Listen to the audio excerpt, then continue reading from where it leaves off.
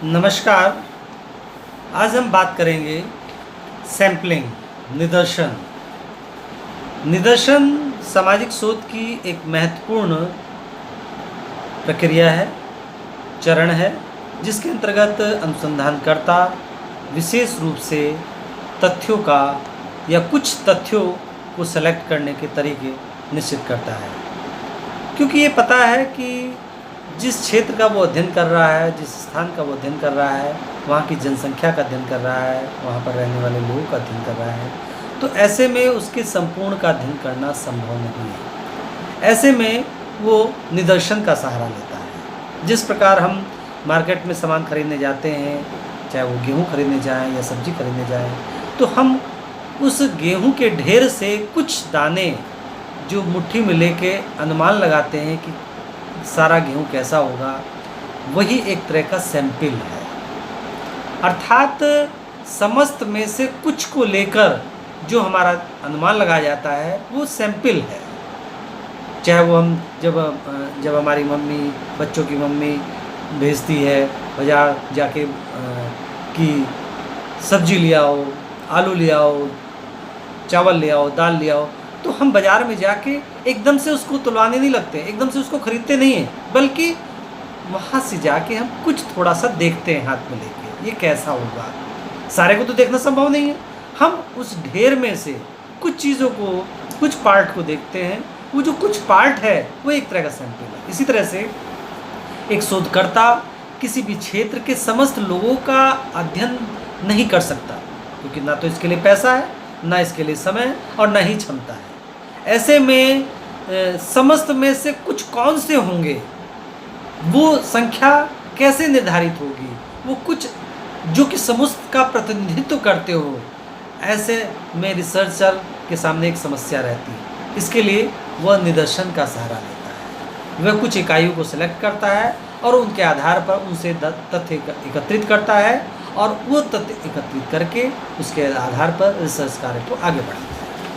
तो निदर्शन एक तरह का एक कम से कम डाटा के आधार पर संपूर्ण का की जानकारी प्राप्त करने का प्रयास किया जाता है। जैसे हम बात करें जनगणना की, जनगणना का कार्य किसी एक व्यक्ति द्वारा नहीं हो सकता, सरकार कर सकती है, बड़ी संस्थाएं कर सकती हैं, लेकिन एक रिसर्चर समस्त जानकारी, समस्त जनसंख्या से, चाहे वो एक ज़िले की हो, चाहे एक शहर की हो या एक गांव की भी हो, समस्त लोगों से वो जानकारी नहीं प्राप्त कर सकता। ऐसे में वो कुछ लोगों से जानकारी प्राप्त करता है, उसके आधार पर अनुमान लगाता है। एक तरह से हम बात कहें यहाँ पर, उपयुक्त प्रविधि का निर्माण से पहले इकाइयों का चयन करना निदर्शन कहलाता है।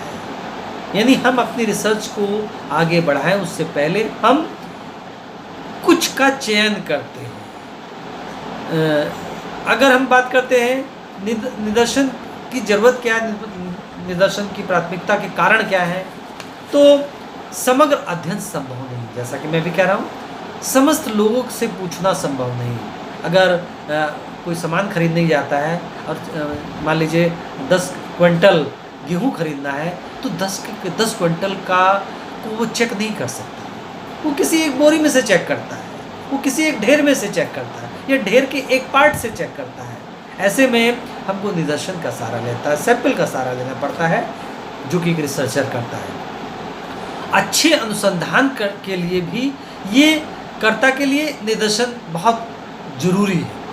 जो अच्छे शोधकर्ता होते हैं वो सैंपल का सहारा लेते हैं, अर्थात कुछ सैंपल, क्योंकि हमको उस सैंपल से समझ जानकारी प्राप्त करनी है। और ऐसे में अगर ज़्यादा सैंपल या ज़्यादा लोग होंगे, समग्र होंगे, तो हम उनसे सारी जानकारी, गहन जानकारी नहीं प्राप्त कर सकते। इसलिए कहा जाता है कि हम सैंपल का प्रयोग करते हैं। इसके साथ साथ इसके ज़रिए समय और धन दोनों की बचत होती है। हमारा जो समय खर्च होता है वो अगर हम समग्र को ले लें तो वो सारा समय बहुत ज़्यादा लगेगा, और साथ में लोगों से पूछने में, चाहे वो हम क्वेश्चनर के जरिए पूछें, चाहे शेड्यूल के जरिए पूछें, चाहे साक्षात्कार के जरिए पूछें, हमको समस्त लोगों से पूछने में एक तरह से धन भी बहुत लगेगा। हम रोज़ रोज़ उनके पास जाएंगे, ज़्यादा लोग होंगे तो बहुत ज़्यादा टाइम लगेगा, और ऐसे में रिसर्च का जो उद्देश्य है वो भी पूरा नहीं हो पाया। साथ में हम सैंपल इसलिए भी करते हैं कि हमको अध्ययन की गोपनीयता भी बनानी है। अगर समस्त लोगों से पूछने लगे तो गोपनीयता धीरे धीरे खत्म होने लगेगी। इसलिए ज़रूरी है कि हम अध्ययन की गोपनीयता बनाने के लिए कुछ को चयनित करते हैं और हम उसके आधार पर अनुमान लगाते हैं। और कहा जाए अधिक गहन जानकारी, मतलब हमको डिटेल में जानकारी प्राप्त करने के लिए भी सैंपल का सहारा लेना पड़ता है। अब अगर हम यहाँ पर एक समाजशास्त्री गुड एंड हार्ट की बात करें, एक निदर्शन जैसा कि इसके नाम से स्पष्ट है किसी विस्तृत समूह का एक अपेक्षाकृत लघु प्रतिनिधि है। यानी एक तरह से जो सैंपल है, जो निदर्शन है, वो एक तरह से संपूर्ण का एक लघु प्रतिनिधि है, जिसमें जो बातें होंगी उसके आधार पर हम सोसाइटी के बारे में अनुमान लगा सकते हैं, ऐसा गुड एंड हार्ट ने कहा। इसी तरह से अगर हम बात करें, निदर्शन वह प्रक्रिया अथवा पद्धति है जिसके द्वारा एक विशिष्ट समग्र में से निश्चित संख्या में व्यक्तियों, विषयों अथवा निरीक्षणों को निकाला जाता है। ये भी एक तरह से एक समाजशास्त्री का कहना है। एक सांख्यिकी निदर्शन उस संपूर्ण समूह या योग का अति लघु चित्र है जिसमें से एक निदर्शन लिया गया है। ये यंग साहब कहते हैं, हम एक तरह से उसका लघु चित्र है, लघु जानकारी है जिसके आधार पर हम संपूर्ण के बारे में अनुमान लगा सकते हैं। जैसे कि हम ये कह सकते हैं, जैसे किसी मोहल्ले के बारे में जानकारी हासिल करनी है हमको, ऐसा नहीं कि मोहल्ले के हर घर में जा जाके उससे जानकारी प्राप्त करेंगे। उस मोहल्ले में जाके कुछ लोगों से जाके हम पूछ लेते हैं, भैया ये मोहल्ला कैसा है, मोहल्ला रहने वाला है कि नहीं है, यहाँ के लोग कैसे हैं, यहाँ लोग जातिवाद को मानते हैं कि नहीं, यहाँ धर्म के हिसाब से मानते हैं कि नहीं, यहाँ पर एक तरह से किस विचारधारा के मानने वाले ज़्यादा लोग रहते हैं। मतलब हमको कुछ लोगों से उस गांव के बारे में, उस मोहल्ले के बारे में, उस शहर के बारे में जानकारी मिल जाएगी। क्योंकि पूरे मोहल्ले के लोगों से पूछना संबंध, और पूरे मोहल्ले के लोगों से पूछेंगे तो बवाल मच जाएगा। जैसे कि जिस तरह से एक पत्रकार कुछ लोगों से पूछ के अनुमान लगा लेता है कि यहाँ शहर की फिजा कैसी है, शहर की सोच कैसी है, शहर के अनुसार लोग चाहते क्या हैं, चाहे वो वर्तमान में कोरोना संकट की बात हो, इसके बारे में जानकारी। ऐसा नहीं कि सारे पत्रकार सब लोगों से पूछते हैं, कुछ लोगों से पूछ के अनुमान लगा लेते हैं। तो हम ये कह सकते हैं कि जो कुछ लोग होते हैं वही सैंपल। तो रिसर्चर में सैंपल का बहुत महत्वपूर्ण स्थान है। अब इसके आधार पर हम इसकी कुछ कैरेक्टरिस्टिक्स को भी समझ सकते हैं। जैसे ये समग्र का प्रतिनिधित्व करता है। सैंपल की एक विशेषता ये भी है कि जो समग्र होता है, जो टोटल होता है, जो टोटल संख्या होती है, उसका एक प्रतिनिधि करता है, प्रतिनिधित्व करता है। मतलब हमको कुछ लोगों के जरिए संपूर्ण की जानकारी मिल जाती है। दूसरा क्या है, निष्पक्षता। इसके जरिए हम ये भी ध्यान रखते हैं कि जो सैंपल लिया जाए वो अपने अनुसार न ली जाए। इस बात में कहे जाए, जो सैंपल लिया जाता है चूँकि किसी न किसी टाइप का होता है, इसलिए हम कहते हैं सैंपल में निष्पक्षता होती है। जैसे मैंने कहा कि कहीं पर कुछ लोगों से पूछ लिया, वो कुछ लोगों का जो चयन हुआ अपने हिसाब से नहीं होता है, वो कुछ नियम के तहत होता है, किसी प्रकार के तहत होता है। चाहे वो उदय निदर्शन होगा, स्ट्रेटिफाइड होगा, मल्टी स्ट्रेटिफाइड होगा, तो किसी न किसी तरह से होता है। तो इसमें निष्पक्षता का दृष्टिकोण दिखाई पड़ता है। इसके साथ साथ हमको सैंपलिंग में तर्क का दृष्टिकोण भी दिखाई पड़ता है। तर्क पर आधारित होना चाहिए, यानी तर्क पर जितने भी सैंपलिंग की बात आती है वो तर्क पर आधारित होता है, अर्थात उपयुक्त पद्धति का चुनाव किया जाता है। इसके साथ साथ जो भी सैंपल किया जाता है, सैंपलिंग की जाती है, वो साधनों के अनुरूप होनी चाहिए। साधनों के अनुरूपता का ध्यान में रख के सैंपलिंग की जाती है ताकि सरलता से की जा सके। इसकी भी ये भी विशेषता है, जो भी सैंपलिंग तय की जाती है वो जो भी उपलब्ध साधन है उनकी तरह से तय किया जाता है। हमारे पास जो जो साधन है उन साधनों को उपयोग करके हम सैंपल निश्चित करते हैं। इसके साथ साथ उद्देश्य के अनुकूल भी होनी चाहिए। जो हमारा उद्देश्य है रिसर्च का, जो हमारे टॉपिक का उद्देश्य है, उसके अनुरूप होनी चाहिए सैंपलिंग। अगर उसके अनुरूप नहीं तो आगे चल के परेशानी होगी। इस तरह से हम ये कह सकते हैं कि ये कैरेक्टरिस्टिक्स है। इसका लाभ क्या है, हम सैंपलिंग इसलिए भी करते हैं, जैसा कि मैंने शुरुआत में कहा, इससे समय की बचत होती है।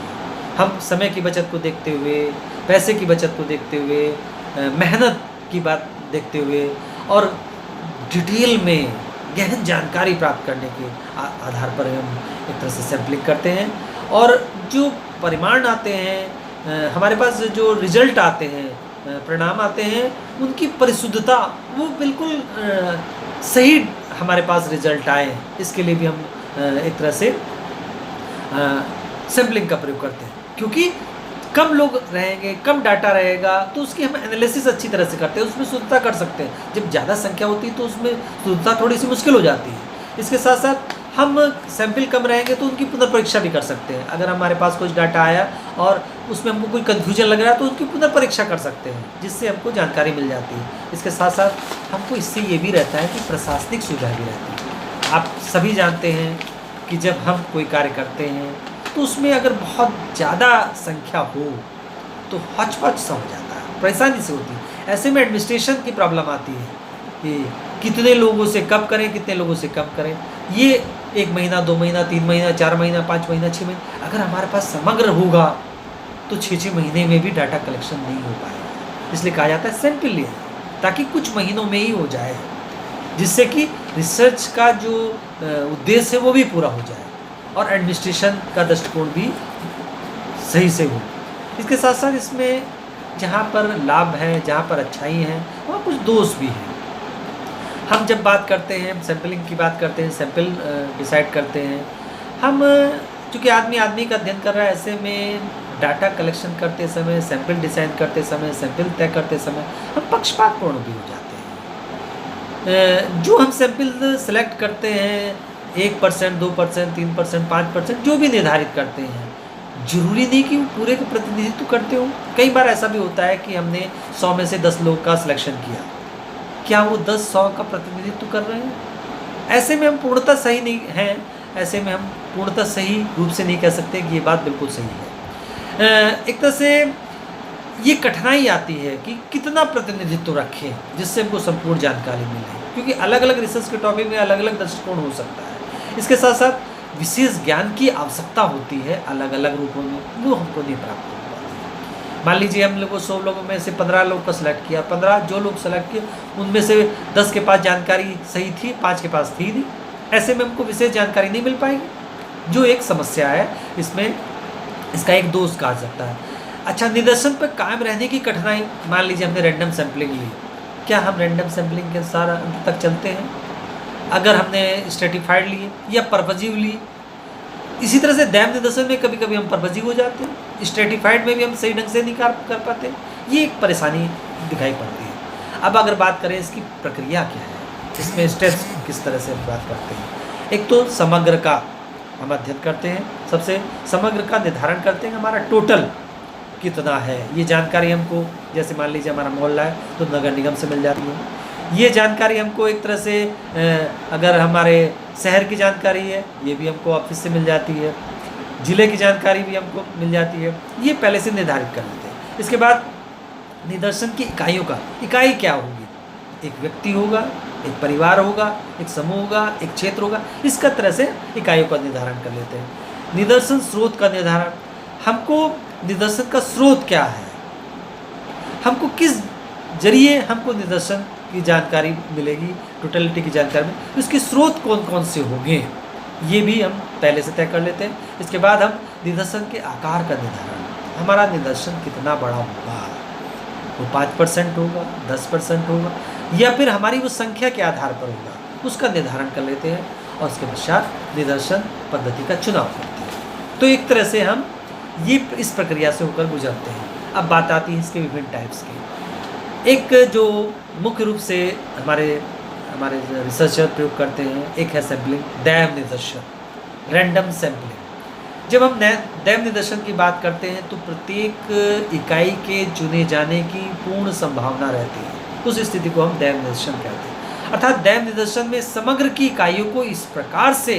क्रमबद्ध किया जाता है कि चयन प्रक्रिया उस समग्र की प्रत्येक इकाइयों को चुनाव किया जा सके, समान संभावना प्रकट करती है। यानी प्रत्येक इकाई चुनी जा सकती है, सबकी समान संभावना रहती है, उसको हम दैव निदर्शन कहते हैं। ऐसा गुड एंड हार्ट भी कहते हैं। अर्थात प्रत्येक इकाई को चुने जाने का समान अवसर रहता है, प्रत्येक का स्वतंत्र चुनाव होता है, विश्वसनीयता का गुण पाया जाता है। जब हम दैव निदर्शन की बात करते हैं तो उसमें विश्वसनीयता पाई जाती है, क्योंकि उसमें प्रत्येक व्यक्ति चुना जा सकता है, कोई पक्षपातपूर्ण दृष्टिकोण नहीं पाया जाता है। इस तरह से हम दैव निदर्शन में कई तरीके अपना सकते हैं। एक तो है लॉटरी मेथड। हम लॉटरी मेथड में जितना भी हमारे पास समग्र होता है उन सब के नाम की पर्चियाँ एक बड़े से डिब्बे में डाल लेते हैं और उस डिब्बे को जोर से हिलाते हैं और जितना सैंपल चाहिए उतनी पर्चियाँ हम निकाल लेते हैं। ये एक तरह का लॉटरी मेथड है। कार्ड प्रणाली क्या है? हम लॉटरी की तरह से ही सारी पर्चियाँ एक डाल लेते हैं, जितने नाम की, व्यक्तियों की, समूह की, जिस तरह से भी है उनकी पर्चियाँ डाल लेते हैं और जोर से हिलाते हैं डिब्बे को, बॉक्स को, और उसके बाद एक कार्ड निकाल लेते हैं। इसी तरह से दोबारा से फिर हिलाते हैं, फिर एक कार्ड निकाल लेते हैं। लॉटरी में और कार्ड में यही डिफरेंस है कि लॉटरी में तो एक बार में सारी कार्ड निकाल लेते हैं, लेकिन कार्ड प्रणाली में हम एक बार में एक ही निकालते हैं। इस तरह से हम जो निकालते हैं उसका हम चयन कर लेते हैं डाटा कलेक्शन करने के लिए। ग्रिड विधि क्या है? खासकर नगर या क्षेत्र का अध्ययन करने के लिए हम ग्रिड प्रणाली का प्रयोग करते हैं। जब हमको एक क्षेत्र में से कुछ स्थानों का चयन करना होता है तो वहाँ पर हम ग्रिड प्रणाली का प्रयोग करते हैं। ग्रिड प्लेट का ग्रिड प्रणाली में, ग्रिड विधि में हम विशेष रूप से एक ट्रांसपेरेंट ग्रिड प्लेट होती है, उस ट्रांसपेरेंट प्लेट को मैप के ऊपर रखते हैं और उसमें वर्ग बने होते हैं। जहाँ जहाँ वो वर्ग, यानी जितने क्षेत्र का हमको सिलेक्शन करना है उस तरह से उसमें निशान लगा लेते हैं उस क्षेत्र में, और उसके आधार पर उन क्षेत्र में जाके हम डाटा कलेक्शन कर लेते हैं। यानी क्षेत्र के चयन करने के लिए ग्रिड विधि का प्रयोग किया जाता है, जिसमें ग्रिड प्लेट का विशेष रूप से प्रयोग किया जाता है। इसके अलावा नियमित अंकन विधि, खासकर हम पूरी समग्र की एक लिस्ट तैयार कर लेते हैं और उस लिस्ट में से नियमित अंकन जितने लोग चाहिए, जैसे मान लीजिए 100 में से हमको 10 का सिलेक्शन करना है तो एक के बाद 10, 20, 30 इस तरह से डिफरेंस कर सके हम ये तय कर लेते हैं। या हमको अगर 20 चाहिए तो 1, 5, 10 इस तरह से कर सकते हैं। 1000 में से इसी तरह से 10% चाहिए तो उस तरह से हम नियमित अंकन के आधार पर सिलेक्शन कर लेते हैं और उनका ही हम इंटरव्यू शेड्यूल या जिस तरह से भी हमको डाटा कलेक्शन करना है उसके ज़रिए हम उनका सिलेक्शन कर लेते हैं। इसके बाद बात आती है स्तरीकृत निदर्शन, मल्टी या कहा जाए स्ट्रेटिफाइड सैम्पलिंग की बात करते हैं। जब हम स्तरीकृत निदर्शन की बात करते हैं तो इसके अंतर्गत हम दैव और सविचार निदर्शन के मिश्रित रूप को कह सकते हैं। पहले हम सभी इकाइयों को विभिन्न तरह के वर्गों में बांट देते हैं, वर्गों में विभाजित कर लेते हैं। अर्थात हम कह सकते हैं ये 2 तरह के वर्ग भी हो सकते हैं, 3 तरह के वर्ग भी हो सकते हैं। जैसे हम एज ग्रुप के आधार पर कह सकते हैं, हमने ये तय किया कि हम 8 साल से 15 साल तक का एक वर्ग रखेंगे, 16 साल से 25 साल तक का एक वर्ग रखेंगे, 26 साल से 50 साल तक का रखेंगे, 50 साल से ऊपर 4 वर्ग बना लिए। तो 4 स्तरों में वर्गों को बांट लिया और उसमें से प्रत्येक वर्ग से परसेंटेज के आधार पर हमने सिलेक्शन कर लिया। तो इस तरह से हम विभिन्न स्तरों में आयु के आधार पर, जाति के आधार पर हो सकता है, व्यवसाय के आधार पर हो सकता है, तो हम इस तरह से स्तरों में बांट के उनका चयन कर लेते हैं। तो ये भी एक स्ट्रेटिफाइड सैम्पलिंग का प्रयोग हो सकता है। लेकिन कभी कभी ये भी होता है कि हम मल्टी स्ट्रेटिफाइड का भी प्रयोग कर लेते हैं, बहुस्तरीय। यहाँ तो मैंने कहा एक बार में एक स्तर सेलेक्ट करते हैं तो उसके आधार पर डाटा कलेक्शन करते हैं, लेकिन हम एक साथ हम कई तरह के स्तर भी देख सकते हैं। आयु के आधार पर हो सकता है, जाति के आधार पर हो सकता है, व्यवसाय के आधार पर भी हो सकता है। एक ही बार में हम कई तरह के स्तरों के आधार पर सैंपल डिज़ाइन करते हैं और उस तरह से हम उनका सिलेक्शन करके उसके आधार पर डाटा कलेक्शन करते हैं। इसके साथ साथ पुनरावृत्त जो हम निदर्शन का प्रयोग करते हैं, जब हमको ये लगता है कि हमको पहली बार में चयन करने के बाद भी हमारे उद्देश्यों की पूर्ति नहीं हो रही है, ऐसे में अनुसंधानकर्ता एक से अधिक बार उनका इंटरव्यू करना चाहता है तो दोबारा से उसका सिलेक्शन करेगा तो उस तरह के पुनरावृत्त निदर्शन का भी प्रयोग अनुसंधानकर्ता करता है। इसके साथ साथ परवजीव सैम्पलिंग निदर्शन में हम उद्देश्यपूर्ण निदर्शन का भी प्रयोग करता है। अनुसंधानकर्ता वर्तमान समय में अपने पूर्व ज्ञान के आधार पर, अपने पूर्व विचारों के आधार पर, या कहा जाए इसमें रिसर्चर का अपना विवेक, अपना टैलेंट यहाँ पर निर्भर करता है कि वो किस तरह से सिलेक्शन करता है जिससे उसके उद्देश्यों की, उसकी रिसर्च के उद्देश्यों की पूर्ति हो सके। इन इकाइयों का चयन कर लेता है जिन्हें जनसंख्या का, उसको मानता है कि जनसंख्या का प्रतिनिधित्व इतने से हो जाएगा और जितना वो उचित समझता है उसके आधार पर निश्चित कर है। शोधकर्ता उपयुक्त कुशलता है। यहाँ पर हमने जैसे कहा कि रिसर्चर का टैलेंट है जिससे कि पता चल जाता है कि वो कितने के आधार पर संतुष्ट हो। हालांकि जब हम परवजीव सैम्पलिंग की बात करते हैं तो पर्पजिव सैम्पलिंग टैलेंट की बात तो है, लेकिन कई बार ये कहा जाता है कि अनुसंधानकर्ता इसमें कुछ पक्षपातपूर्ण व्यवहार कर लेता है, इसमें कुछ अपना कुछ ज़्यादा ही विवेक चला लेता है, जिसके कारण कि हमारे पास कभी कभी डाटा बहुत सही नहीं प्राप्त होते। लेकिन वर्तमान समय में काफ़ी लोग पर्पजिव सैम्पलिंग का भी प्रयोग कर रहे हैं। वैसे रैंडम सैम्पलिंग बहुत अच्छी सैम्पलिंग है, जिसका प्रयोग अनुसंधानकर्ता भारत में कर रहे हैं। ये तो बातें अपनी जगह है कि रिसर्च में सैम्पलिंग का होना बहुत ज़रूरी है। बिना सैम्पलिंग के रिसर्च कार्य पूरा नहीं हो सकता, क्योंकि एक रिसर्चर के पास, खासकर भारत की बात करें तो JRF मिलती है, JRF का पैसा, SRF का पैसा, लेकिन सब बच्चों को नहीं मिल पाता है। ऐसे में रिसर्च करने के लिए काफ़ी धन की ज़रूरत पड़ती है। ऐसे में सैम्पलिंग एक बहुत अच्छा माध्यम है, या कहा जाए अति आवश्यक माध्यम है, क्योंकि समय कम रहता है। 2 साल में 3 साल में PhD करनी होती है, 4 साल में PhD करनी होती है। ऐसे में एक लंबा समय नहीं मिल पाता कि वो समग्र का अध्ययन कर सके, और समग्र का अध्ययन करने में हौच-पौच तरीका सा रहता है, जिसके कारण रिसर्च का सही रिजल्ट नहीं प्राप्त हो सकता। इसलिए सैम्पलिंग बहुत सही है, लेकिन सैम्पलिंग के साथ साथ रिसर्चर को ये कहा जाता है कि वो से अपेक्षा की जाती है कि वो पक्षपात से दूर रहे।